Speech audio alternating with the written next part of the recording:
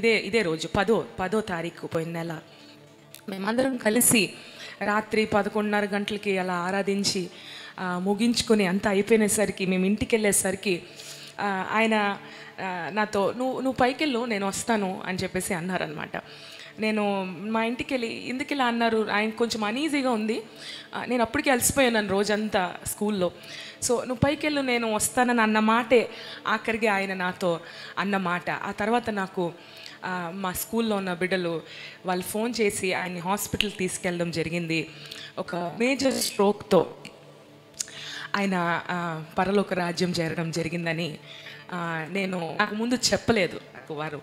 But నేను ఎప్పుడైతే హాస్పిటల్కి నేను వెళ్ళేసరికి అప్పటికే ఆయన ప్రాణం విడిచిపెట్టి ఉన్నారు.